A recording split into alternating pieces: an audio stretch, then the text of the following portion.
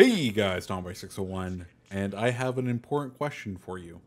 Am I even a World of Warships Legends content creator if I don't post a Kraken in a Minotaur? Because I feel like pretty much all of my fellow CCs have posted Krakens in this vessel, and I don't want to be left out because, oh boy, God does the Minotaur just make me swear. I ended up actually getting this in the first week, and I was like, you know what, we'll make a separate video rather than put it in the review. So we're finally getting around to sharing this beautiful Kraken. If you don't know, Minotaur is currently the campaign ship of the moment.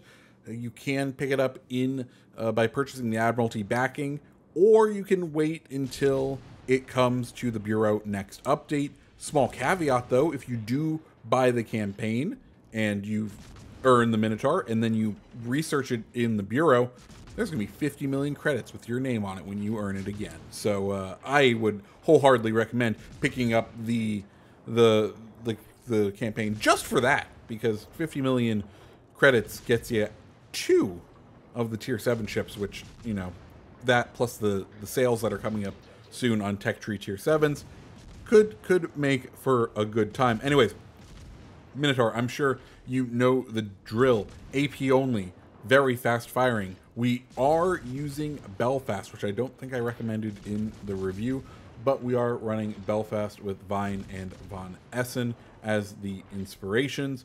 Vine just help with incoming dispersion, because any little extra bit of dispersion to not get slapped by an enemy shell is what we need. And Von Essen, just because we already have improved AP pen angles, but if we can improve those pen angles even more, well, we'll get more damage, and more damage is, well, more better. So we found our little spot right here. Nice thing about Belfast is that when you're in your smoke screen, which we do get plenty of smoke screen time with Belfast, is the detectability firing range goes down. So we actually have a decreased detectability down to 5.1, where I think it's usually like 5.7 or 5.8. So we gain about half a kilometer of concealment, which is very nice, especially in the smoke. Anyways, we spawned B, and we are just kind of peppering who we can. We're burning through our first smoke, because if we can get through and, you know, do as much damage as we can while ships get into their positions, we'll absolutely take it. We already took down Khabarovsk, and now we're kind of just going, okay, where do we want to be? Because, as I'm sure you know, Belfast, not exactly the most durable, or not Belfast, Minotaur, not exactly the most durable vessel, right? It is, if you are seen, it's going to hurt. But luckily that cab gave us a beautiful gift, and that is the gift of a smoke screen that we can kind of hermit crab into. So our smoke screen is gone. Let's go ahead and take advantage of the smoke screen that he left us. Hopefully our team can spot some guys and we can begin pumping out damage. But more importantly, we need to take B. A lot of times you'll see people kind of not go for B on this map because the flanks are so important, and they are worried about getting crossfired, because if you have teams that are playing more reserved and in the back, you absolutely can have a potential of a crossfire on this map. And you can see the trouble right now. We pushed into B, and ships that spawned at both A and C now have access to shoot us, and we need to get out of here because that smoke just disappeared. But we're gonna handle it. We're gonna try get around this island, hit the Alaska while he is broadside to us, because he's seeming to be our biggest threat right now. And Vlad is now out there. Torpedoes going out onto the Vlad, and our teammate is smoking up. So hopefully we can use that smoke. We see that smoke, we kind of flip over to the other side, because we're like, okay, if we can put the smoke between us and the Vladivostok, we will be able to get some concealment. So that's exactly what we're going to do. Our initial plan was to continue off to the right, but now if we can get behind that smoke, like we just did there, though I actually think we ended up getting to the max range is what ended up getting us stop spotted from Vladivostok. But we're now not spotted. We know that smoke screen is fairly fresh, so let's use it to push in, get a little bit closer. We see Alaska starting to come around. Alaska burning his radar right now, which is important news for us, right? Because we know the Alaska 9-kilometer radar, it just went down. He no longer will have the ability to spot us, and more importantly, our smoke is now back. So if we want to use our smoke to engage at this moment, we can. We're going to drop some torpedoes for that Alaska in case he decides that sailing in a straight line is the best play for him. And we're going to continue just flip around once again, try to find some angles that we can go ahead and engage. We have to kind of play cautiously with Minotaur or else we won't be lasting long. Alaska, knowing what's good for him, is slowing down and has nearly come to a stop.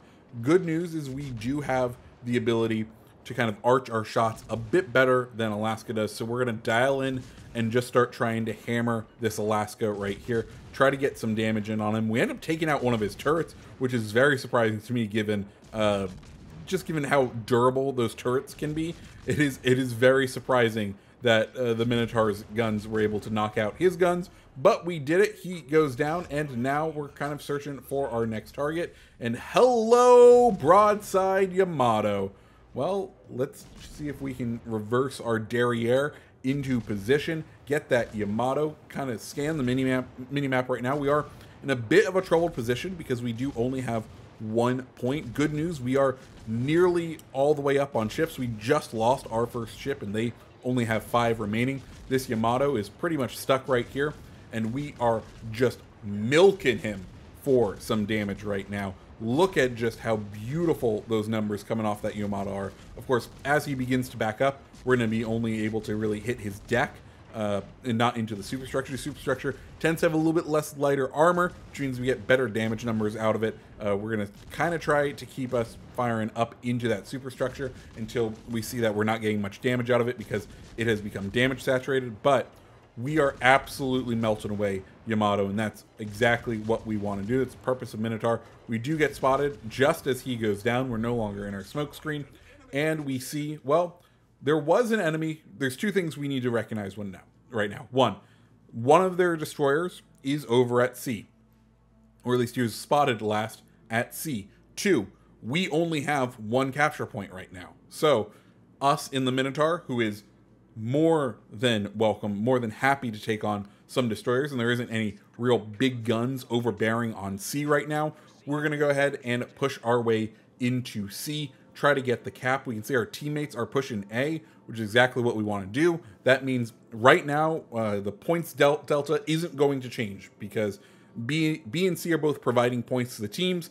A no longer providing points because it is being contested by us. So if we can go ahead and get into C, flip it, we can get a beautiful points delta going and really kind of secure our way into getting this victory. So C is our current objective. Also, we're going to provide a nice screening opportunity for those battleships that are in the backline because, of course, they are 2 battleships that are currently horizontal to the point, which is just a juicy steak for any destroyer captain. And as they kind of let us know they are being spotted, now we are being spotted as well. So we're going to kind of hold, wait, see what happens, kind of wait. We're going to pop the sonar because we know it's a destroyer around here. If there's a destroyer, that probably means torpedoes. So might as well pop that, and look what pops up but the enemy gearing.